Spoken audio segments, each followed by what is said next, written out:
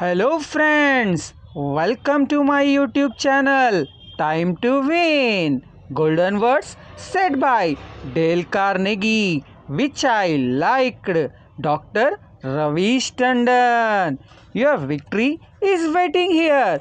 Just step in. The clerk refused even to listen her complaint. You bought this at a special sale, she said. She pointed to a sign on the wall. Read that, she exclaimed. All sales are final. Once you brought it, you have to keep it. Sew up the lining yourself. But this was damaged merchandise, Miss Douglas explained. Makes no difference. The clerk interrupted. Finals, final. Mrs.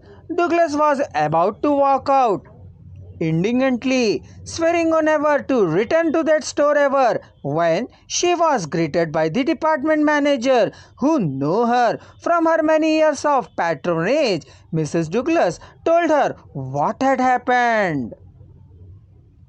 The manager listened attentively to the whole story, examined the coat, and then said, "Special sales are final, so we can dispose the merchandise at the end of the session. But this no return policy does not apply to damaged goods. We will certainly repair or replace the lining, or if you prefer, give you your money back."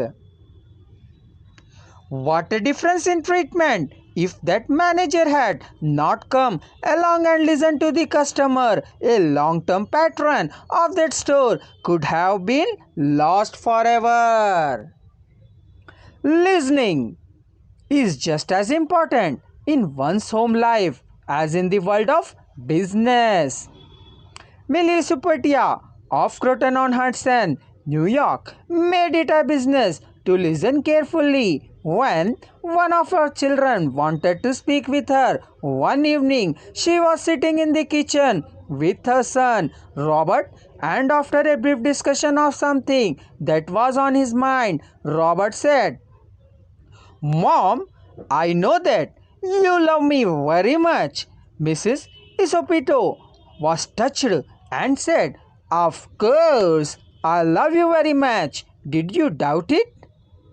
Robert responded, "No, but I really know you love me, because whenever I want to talk to you about something, you stop whatever you are doing and listen to me." The chronic kicker, even the most violent critic, will frequently soften and subdue in the presence of a patient, sympathetic listener, a listener who will be silent while the irate fault finder delays like a king cobra and spurs the poison out of his system.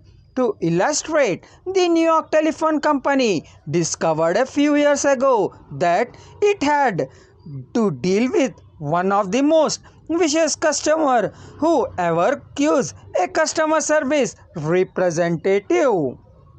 And he did curse, he raved, he threatened to tear the phone out of his roots.